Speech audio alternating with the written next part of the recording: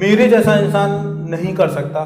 बहुत सारे जो अच्छे से अच्छे समझदार इंसान भी रहेंगे वो भी इस चीज़ को नहीं कर सकते, क्योंकि इमोशंस और फीलिंग्स एक बार किसी चीज़ में ढल जाए, एक बार किसी तरह से ढल जाए किसी के रंग में, फिर उसको तुरंत चेंज कर पाना इम्पॉसिबल होता है। लव रिलेशनशिप में आपका पार्टनर आपको फ्रेंड बनने के लिए बोले तो क्या करना चाहिए? आप रिलेशनशिप में थे, अब आपका पार्टनर आपसे कह रहा है कि आप फ्रेंड बनकर हमारे साथ रहो। आइए इस चीज को क्लियर करते हैं। ये जिस कंडीशन की बात आप कर रहे हैं बड़ा पेचीदा होता है, बड़ा रेयर केस होता है, और ये केसेस मैंने बहुत कम ही देखा है बट बहुत कम देखा है। ऐसा क्यों होता है कि जब सामने वाले पार्टनर को कोई ऑप्शन दिख जाता है, मतलब उसको दिख रहा है कि मेरे पास कोई ऑप्शन है, दूसरा ऑप्शन है, ठीक है, चाहे वो लड़का है चाहे वो लड़की, मैटर ये नहीं करता, बट उसके सामने ऑप्शन अवेलेबल है रिलेशनशिप के लिए, ठीक है, और जो ऑप्शन अवेलेबल है, ठीक है, वो उसको बेटर दिख रहा है आपसे।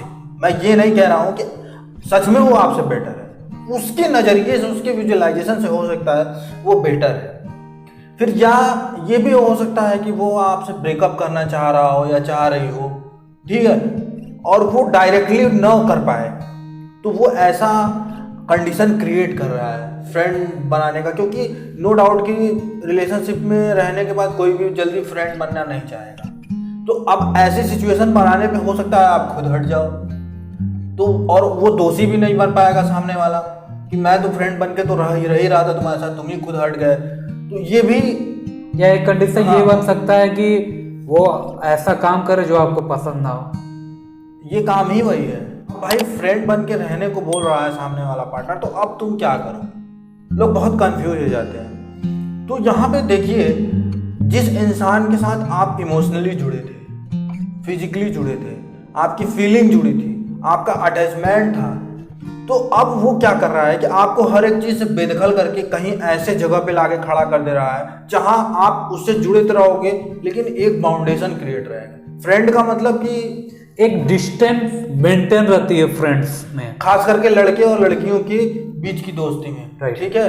तो ये कंडीशन की बात भी वही हो रही है कि पहले आप किसी लड़की या लड़के के साथ रिलेशनशिप में थे, अब वो फ्रेंड बनने को बोल रहा है।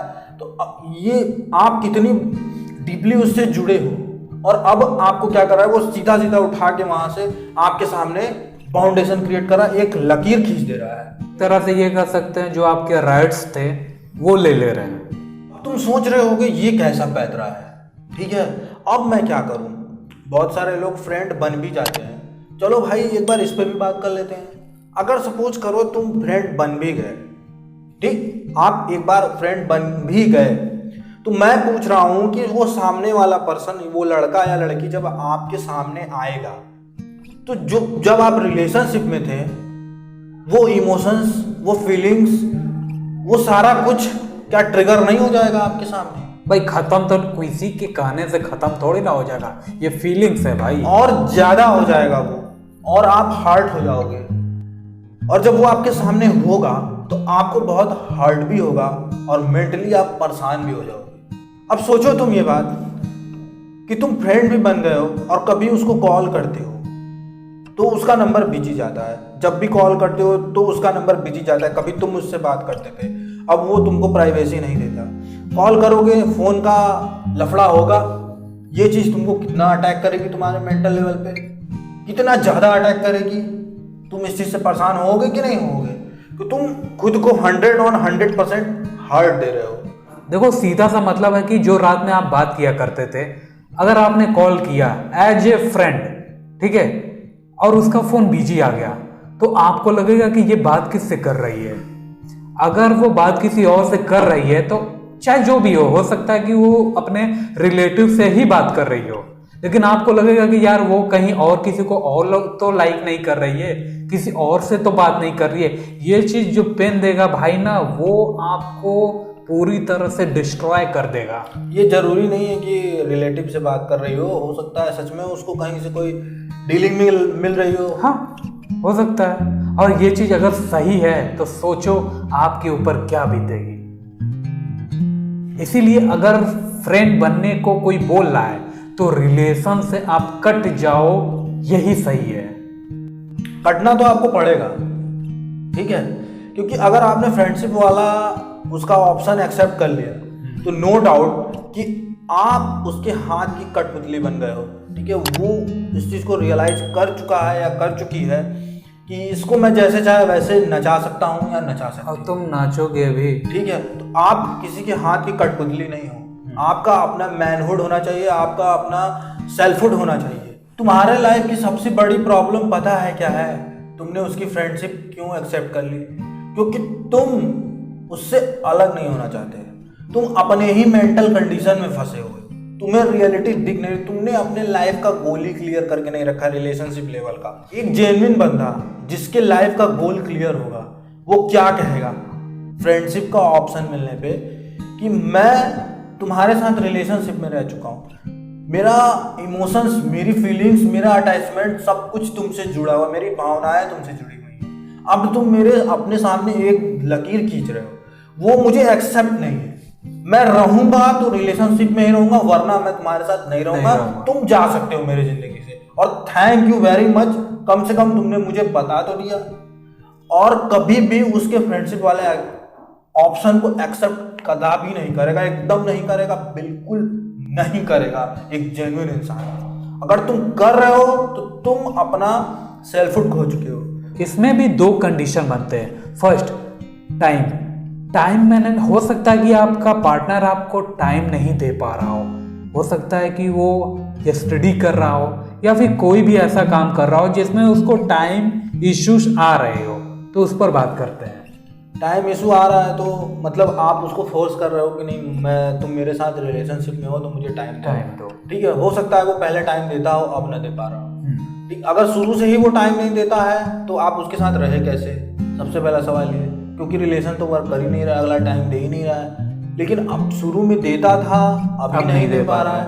देखिए, मैं ये कहना चाहूँगा इस चीज़ पे कि टाइम कोई बड़ा इशू नहीं है। आप कितना भी बिजी रहो, खाओगे, नहाओगे, सोओगे, कुछ देर मेंटल रेस्ट करोगे, ठीक है, आप उसमें भी टाइम निकाल सकते हो, आधा घंटा, 15 मिनट, हाँ, जिसको आप ठीक है। अगर करते हो, अगर नहीं दे पा रहे हो तो आप थोड़ा लीव लो रिलेशनशिप से, थोड़ा गैप लो, आप उस पॉइंट पे खुल के बात करो।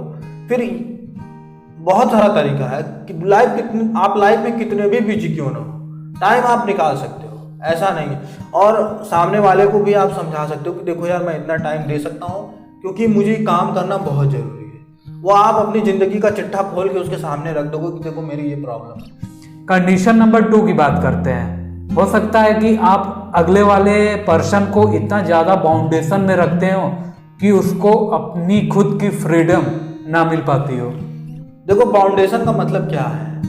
बंधन। बाउंडेशन किस टाइप की है?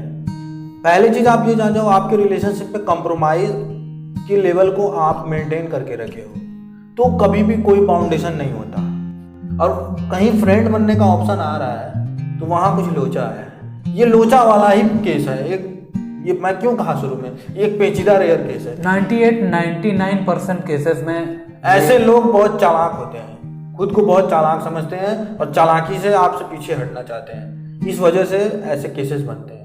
अब ऐसा भी नहीं होना चाहिए कि सामने वाला बाउंडेशन मतलब क्या, कि सामने वाला रात रात भर दारू पी रहा है, पार्टी कर रही है लड़की है तो, और घूम रही है जाके, तो वहाँ आपको बाउंडेशन लगाना पड़ेगा, ठीक है। अगर नहीं मानती हो तो फिर आप रिलेशनशिप से हट जाओ, क्योंकि वहाँ आपके दिमाग की दही हुई पड़ेगी। आप दिमाग में, सही बात है, तुम आप काम कर रहे हो कि चलोगे यार कि कौन बंदा क्या कर रहा है, दिमाग अलग घुसा पड़ा है कि यार वहाँ कहीं किसी से कुछ कोई गलत हरकत न कर दे, ये न कर दे, वो न कर दे, वो ऐसे रिलेशनशिप से हट जाना ही बेटर। नहीं तो आप पूरे टाइम आप परेशान रहोगे, हमेशा रहोगे।